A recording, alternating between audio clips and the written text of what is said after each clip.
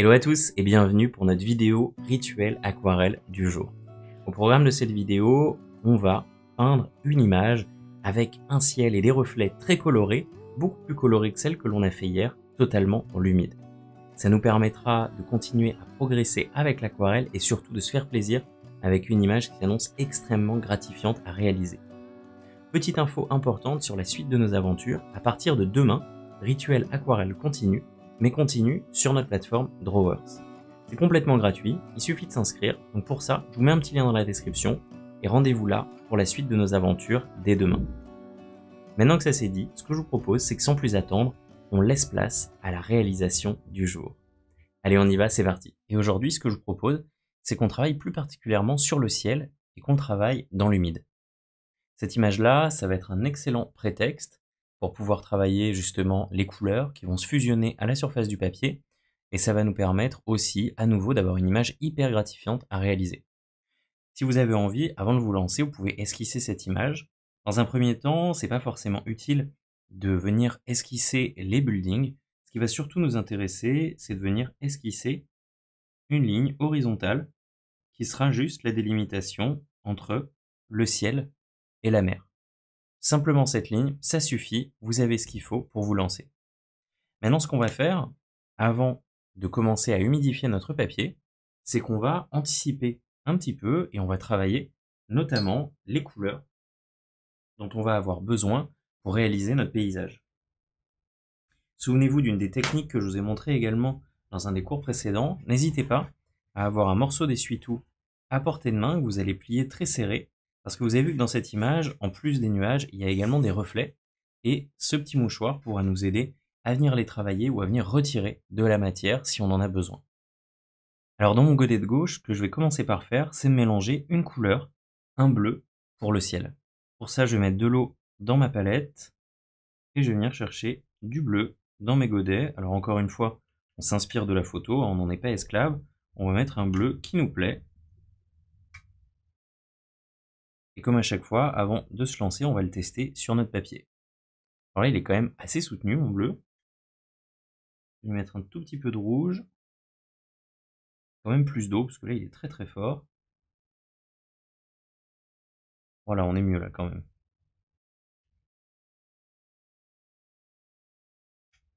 Hop, on le teste une dernière fois. Ok, ça je prends, c'est pas mal. Ensuite, je vais venir travailler la couleur rouge orangé de mes nuages.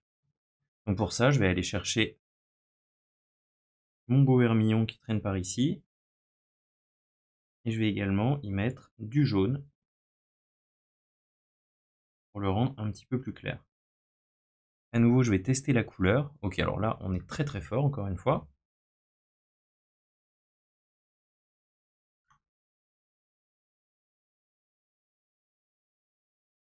Un petit peu plus de ce rose, un petit peu plus de rouge. Pas mal d'eau, parce que là, mon rouge est vraiment trop fort. Et je vais le tester à nouveau. Ok, beaucoup mieux. Vous avez vu, il est assez transparent. Pas mal. Je m'en refais un petit peu plus, un petit peu de jaune, encore à nouveau un petit peu d'eau. Et là, je pense qu'on va être bon pour se lancer. Donc je vais tremper mon pinceau large dans l'eau et je vais venir humidifier l'intégralité de mon papier.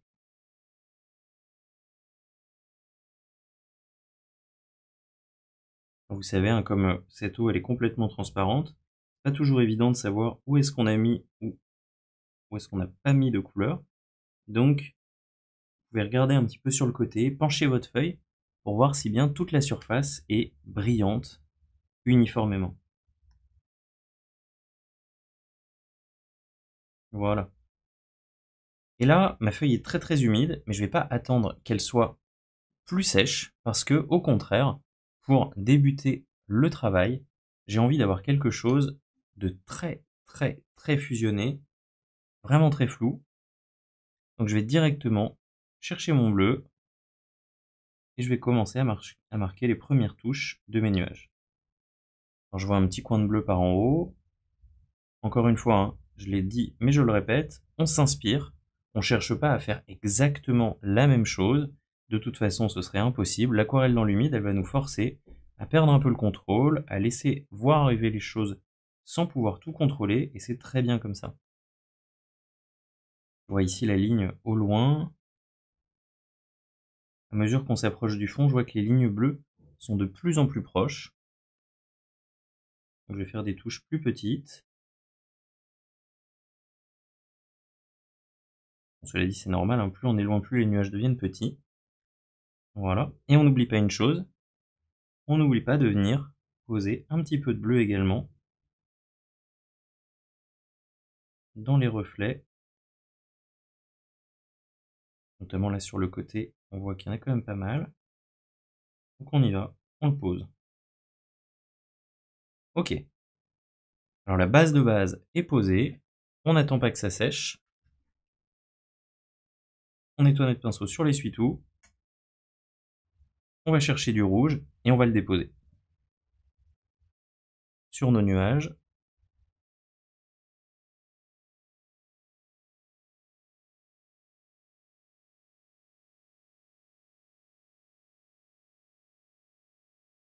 Je vais mettre un tout petit peu plus de jaune sur le côté gauche.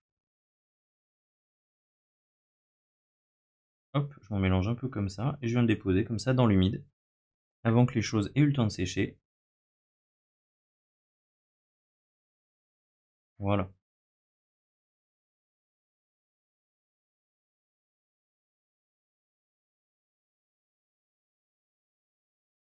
Vous avez vu ce que je fais? Quand je prends la peinture, je viens la sécher légèrement sur mon pinceau. Pourquoi? Parce que si votre pinceau est gorgé de peinture, il va peut-être libérer trop de couleurs et ça va être très difficile pour vous de contrôler l'humidité. Ça va peut-être vraiment se diffuser énormément. Alors que si comme ça je sèche, ça me permet de contrôler un petit peu plus la quantité de peinture et du coup également la quantité de diffusion. Par exemple au loin, hein, si je veux contrôler la forme que je donne à mes nuages, je vais vraiment mettre hop, très peu de peinture sur le pinceau. Et j'oublie pas de faire une chose, c'est également de venir travailler mes orangés dans les reflets.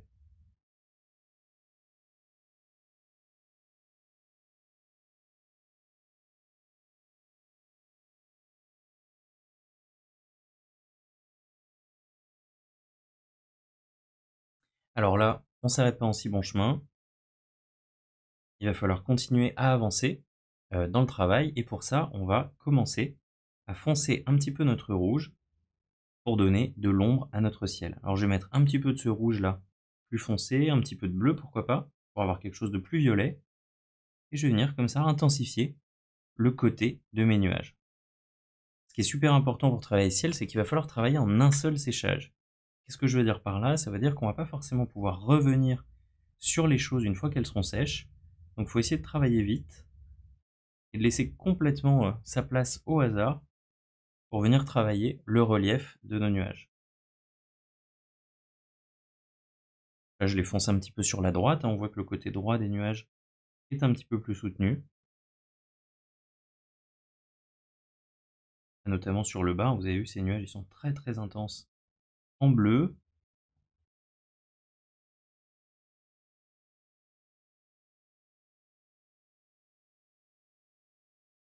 Voilà. On n'oublie pas également, si on met des petites touches ici, on en met également sur le reflet, parce que les reflets, c'est la vie, la tête en bas. Quelques petites touches, voilà.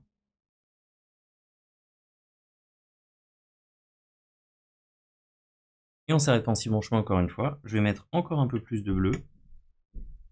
Et on va venir intensifier encore les ombres sur notre ciel. Alors peut-être qu'en regardant hein, ce que je fais, vous vous dites oulala, c'est pas du tout pareil que la photo.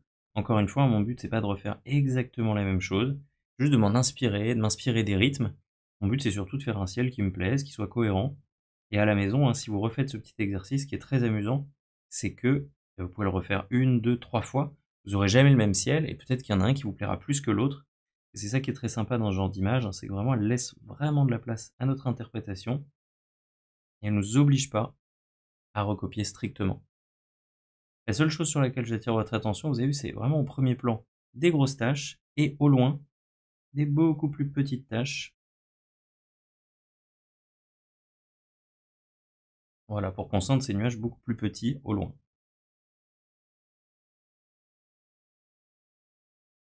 Voilà. Niveau du ciel, je suis assez content, je trouve ça pas mal. Ce que je vais faire, c'est nettoyer mon pinceau à nouveau.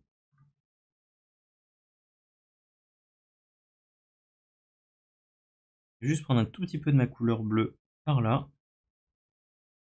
Et je vais venir juste intensifier ce coin de ciel au premier plan. Voilà. Et maintenant, je vais prendre mon petit pinceau. Et ce que je vais faire, c'est que je vais m'amuser un peu à faire vivre ces reflets au premier plan, exactement comme on l'a fait sur le sujet du bateau. Donc je vais prendre de la peinture, de l'eau. Voilà, j'essaie de trouver des tonalités de bleu qui me plaisent. Pas besoin de faire exactement les mêmes que le ciel. Et on va tout simplement s'amuser à faire vibrer un peu ces reflets.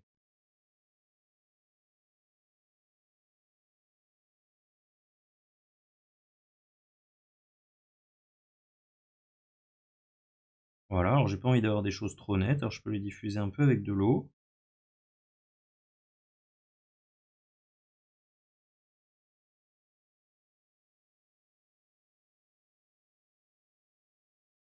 Ok, là je trouve ça pas mal. Maintenant je vais prendre un petit peu de ma couleur de nuage. Et je vais venir à nouveau mettre quelques petites taches au premier plan.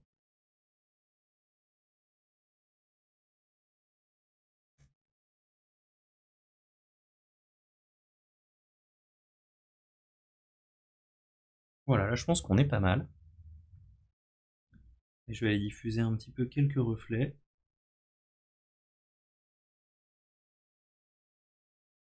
Pour les rendre un petit peu moins nets. Je vais aller chercher mon essuie-tout.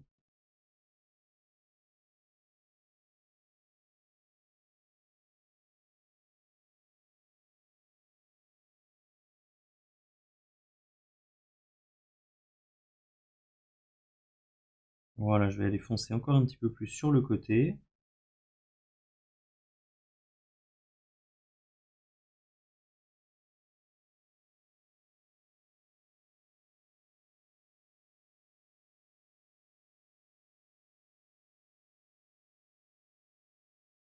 Et là, ça y est, pour mon ciel et mes reflets, je suis content.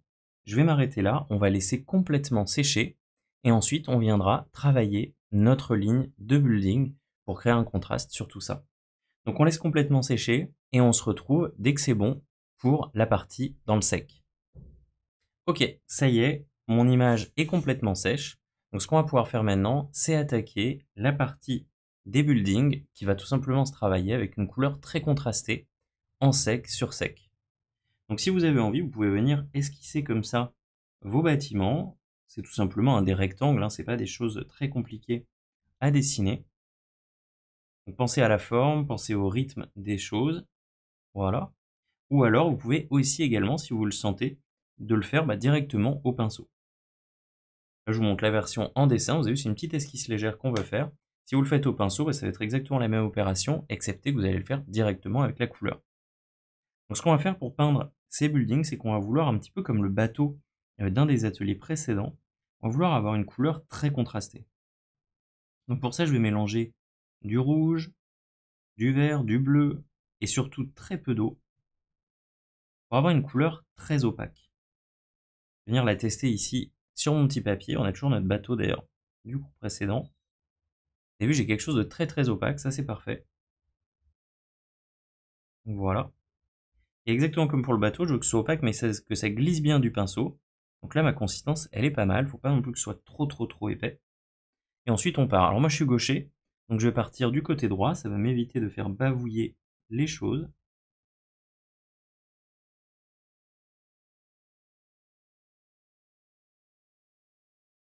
Et on y va. Alors la seule chose, hein, c'est vraiment de penser à votre ligne d'horizon. Cette ligne qu'on a tracée au début, il faut vraiment la garder à peu près horizontale. Je préconise pas trop d'utiliser des règles d'habitude, mais même là, si vous voulez mettre un petit trait à la règle, ça vous permettra d'avoir quelque chose de bien droit. C'est vraiment important pour ce paysage-là.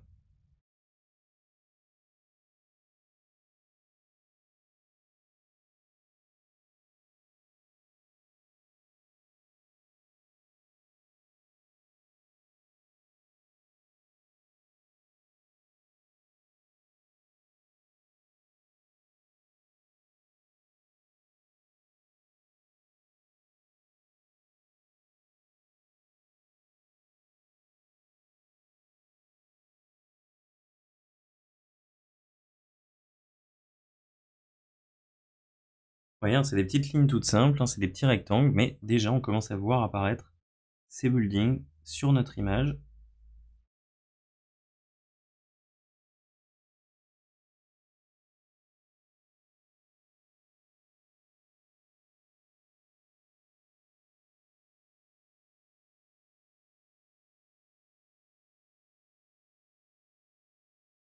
Donc j'en rajoute à des endroits où je ne les ai pas forcément dessinés.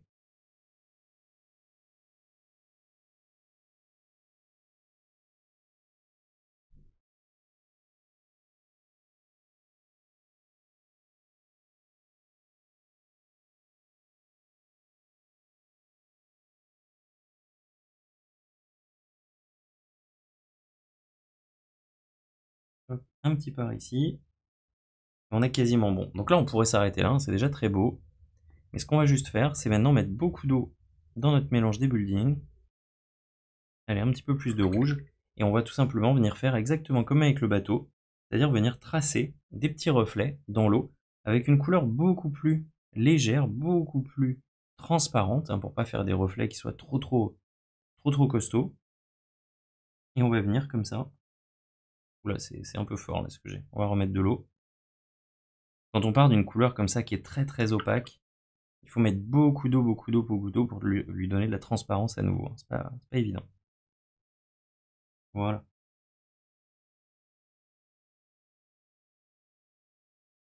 Exactement comme avec le bateau, on va poser des lignes.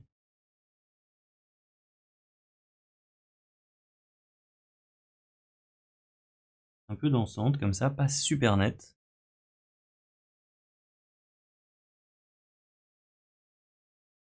Pour figurer nos reflets. Pour venir intégrer, hein, les buildings dans la composition, pour pas qu'on ait l'impression qu'on les ait juste posés là à la fin.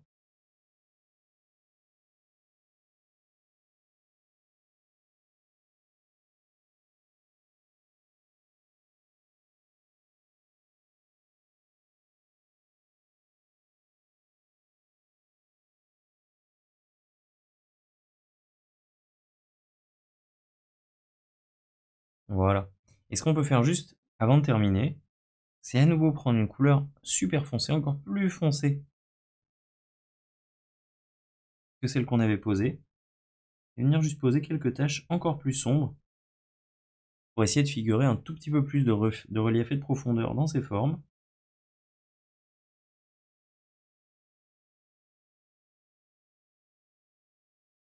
Et là, ça y est, notre image est terminée. Alors vous avez vu, je trouve que c'est vraiment quelque chose qui fonctionne très bien. On s'amuse comme ça à travailler un ciel complètement dans l'humide. Et pour finir, on vient poser une zone, une forme très contrastée. J'espère que ça vous a fait plaisir de travailler selon ce principe-là. N'hésitez pas à vous amuser à créer différentes versions de ce ciel. Et puis moi, je vous dis à demain pour un autre atelier dans lequel on s'amusera un peu avec ce principe-là. Un ciel dans l'humide et des éléments dans le sec pour apporter du relief et du contraste. Bon, maintenant, il nous reste quand même la partie la plus gratifiante à faire, c'est-à-dire enlever ce petit scotch pour révéler le rendu final de notre image.